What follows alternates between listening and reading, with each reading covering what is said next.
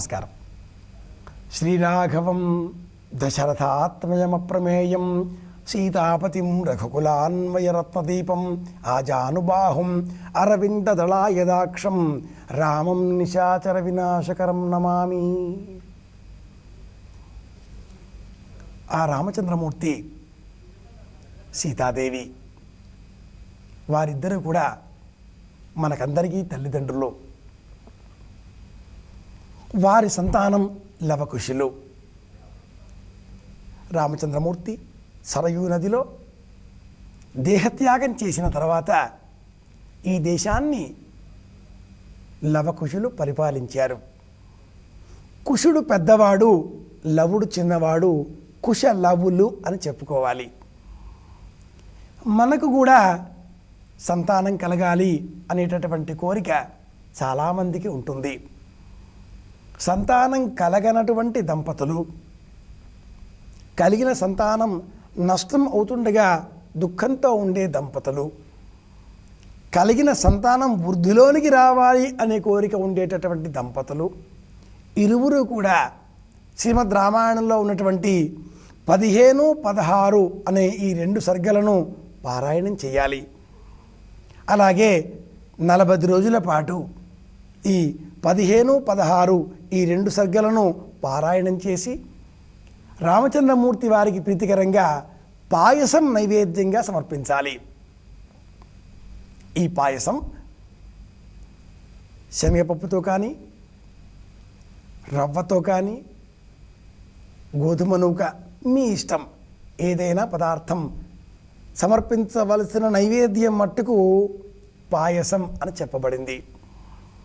ఒకనాటి కాలంలో పాయసం అంటే ప్రత్యేకంగా పెసరపప్పు పాయసం చేసేటటువంటి వారు. ఇదే సంప్రదాయంలో అధికంగా సనాతనులు పాటించేటటువంటి వారు. క్రమేణా శనగపప్పు, రవ్వ, ఇతర పదార్థాలు చోటు చేసుకున్నాయి. వివిధములైన పాయసములను సిద్ధం చేస్తున్నారు. ప్రాచీనులు, సంప్రదాయం తెలిసిన వారు పెసరపప్పు పాయసాన్నే విశేషంగా చెబుతూ ఉంటారు. కాబట్టి సంతానం కావాలి అనే కోరిక కలవాళ్ళంతా కూడా బాలకాండలోని ఈ 15, 16 ఈ సర్గలలో ఉండే వృత్తాంతాలను స్మరిస్తూ ప్రతిరోజు ఉదయం పూట ఒకసారి ఒక్క పారాయణం చేసి రామచంద్రమూర్తికి ప్రీతికరంగా పెసరపప్పు పాయసం నైవేద్యంగా సమర్పించాలి.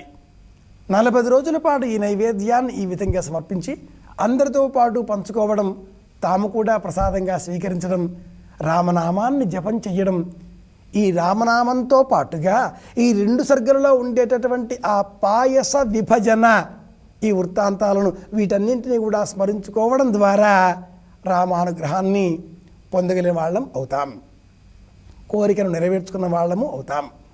ఈ వృత్తాంతాలన్నింటినీ కూడా స్మరించడం ద్వారా మనలో కూడా ధర్మదీక్ష పద్ధతి ప్రకారంగా మనం జీవిస్తున్నాం, మన ప్రేమను అర్ధాంగికి అందజేస్తున్నాం, ధర్మంగా వ్యవహరిస్తున్నాం, సప్రమాణంగా జీవిస్తున్నాం అనేటటువంటి భావజాలాన్ని మనం పెంచుకోవడం ద్వారా మనలో పాజిటివ్ థింకింగ్ అంటారు ఆధునిక భాషలో, సవ్యమైన విధానంలో ఆలోచన ప్రకంపనలు పోవడం అని చెప్పుకోవాలి. ఇలాగా చేయడం ద్వారా ఆ రామచంద్రమూర్తి యొక్క అనుగ్రహం ద్వారా తప్పకుండా సంతానం లేనటువంటి వారికి సంతానము కలుగుతుంది, కలిగిన సంతానం కూడా వృద్ధిలోనికి వస్తుంది. సమర్పించవలసిన నైవేద్యం పాయసం, 40 రోజుల మండల దీక్ష.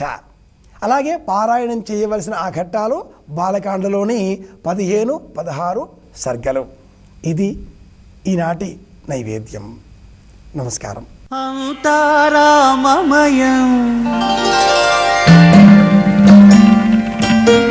ఈ జగమంతారామమయం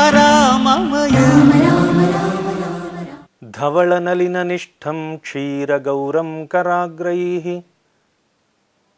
జపవలయ సరోజే పుస్తకాభీష్టదానే దధతమమలవర్ణం కల్పసూనాభిరామం తురగవదన విష్ణుం నౌమి విద్యారిజిష్ణుం. ప్రేక్షక మహాశయులకు నమస్కారం. శ్రీరామచంద్రుని గుణ విభూతులు రాముడు సకల కళ్యాణ గుణాభిరాముడు. ఆర్తత్రాణ పరాయణ స్తోత్రం శ్రీమన్నారాయణుని కొన్ని లక్షణాలను వివరిస్తోంది. వాత్సల్యాత్ అభయప్రదాన సమయాత్ ఆర్తార్తి నిర్వాపణాత్ ఔదార్యాత్ అఘశోషణాత్ అగణిత శ్రేయ పదప్రాపణాత్ సేవ్య శ్రీపతిరేకరేవ జగతాం ఏతే భవస్సాక్షిణః ప్రహ్లాదశ్చ విభీషణశ్చ కరిరాట్ పాంచాల్యహల్యా ధ్రువః. శ్రీమన్నారాయణునికి కొన్ని ప్రత్యేకమైనటువంటి లక్షణాలు ఉన్నాయి. తనల్ని నమ్మి కొలిచినటువంటి వారిని వాత్సల్యాన్ని కురిపించి రక్షించటం, వాత్సల్యాత్ అభయప్రదాన సమయాత్ అభయాన్ని అందించి రక్షించటం, ఆర్తార్తి నిర్వాపణాత్ ఆర్తుల యొక్క ఆర్తిని సమూలంగా నాశనం చేసి వాళ్ళని రక్షించటం, అలాగే అఘశోషణాత్ పాపాన్ని నిర్మూలించి వాళ్ళని పునీతులుగా చేయటం, అగణిత శ్రేయ పదప్రాపణాత్ కోరిన దానికంటే ఉన్నతమైనటువంటి స్థానాన్నిచ్చి వాళ్ళని రక్షించడం.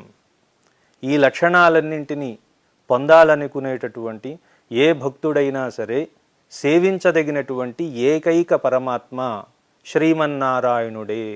సేవ్య శ్రీపతి ఏక ఏవ జగతాం, ఈ జగత్తు మొత్తంలో శ్రీపతి ఒక్కడే.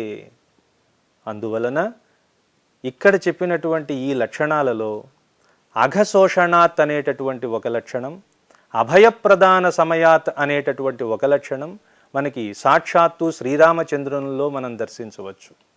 అంతేకాదు సాక్షాత్తు భగవంతుడే మానవ రూపంలో వచ్చి ఎక్కడా తాను భగవంతుణ్ణని చెప్పకుండానే తన సర్వ గుణ సంపదతో సకల జగత్తుని కూడా పునీతం చేసినటువంటి పరమ పావనమూర్తి.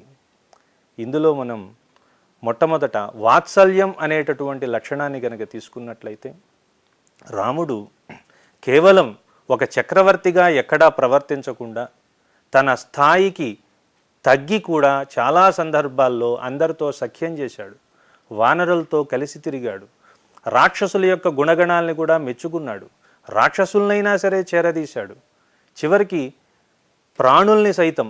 ఎందుకంటే ఆత్మవత్ సర్వభూతేషు యహ పశ్యతి స పండితః అన్నారు. కాబట్టి అన్ని ప్రాణుల్ని కూడా తనలా చూసుకునేటటువంటి ఉత్తమ లక్షణం రామునిలో ఉంది. అందుకే ఏ దిక్కు లేనటువంటి అనాథ ప్రేతమైన జటాయువుకి కూడా దహన సంస్కారాలు చేసినటువంటి ఉదాత్తమైనటువంటి వ్యక్తిత్వం మనకి రాముడిలో కనిపిస్తుంది. అలాగే అందరి మాటకి గౌరవం ఇవ్వటం, చిన్నవారు చెప్పినా పెద్దవారు చెప్పినా వాళ్ళు చెప్పినటువంటి మాటల్ని గుర్తించి అందులో ఉన్నటువంటి విలువని గౌరవించటం రాముల్లో ఉన్నటువంటి ఒక లక్షణం.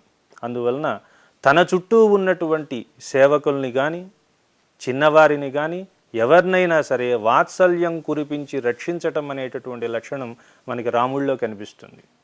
రెండోది అభయప్రదాన సమయాత్, ఎవరైనా సరే శరణు జొచ్చినట్లయితే వారు శత్రువైనా సరే ఆదరించడం అనే లక్షణం రాముల్లో ఉంది.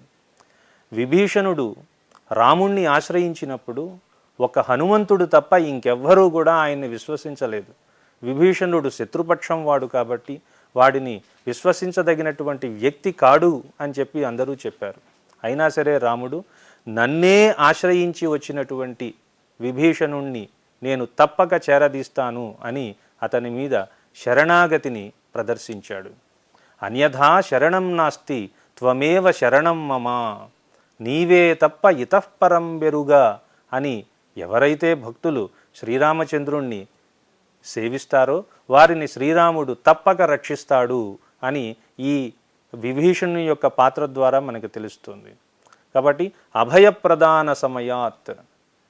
ఇక ఆర్తార్తి నిర్వాపణాత్, ఆర్తుల ఆర్తిని పోగొట్టడం కూడా రాముని యొక్క పాత్రలో మనకి అనేక సందర్భాల్లో కనిపిస్తుంది. ఇక ముఖ్యంగా అఘశోషణాత్, ఈ లక్షణం సాక్షాత్తు శ్రీరామచంద్రుని ద్వారా తన శాపం నుండి విమోచనం పొందినటువంటి అహల్య మనకి సాక్షాత్కరిస్తుంది. పాషాణోపి యదంగ్రి పద్మరజస, పాషాణం కూడా ఏ పాదస్పర్శ చేత పునీతమై శాపం నుండి విముక్తమయ్యిందో అటువంటి శ్రీరామచంద్రుని యొక్క నామం కానీ ఆయన రూప గుణగణ వైభవాన్ని కీర్తనం చేయడం ద్వారా కానీ సంసార బాధల నుండి మనం ఉద్ధరించబడతాం అని మనకి ఆర్తత్రాణపరాయణ స్తోత్రం చెప్తోంది.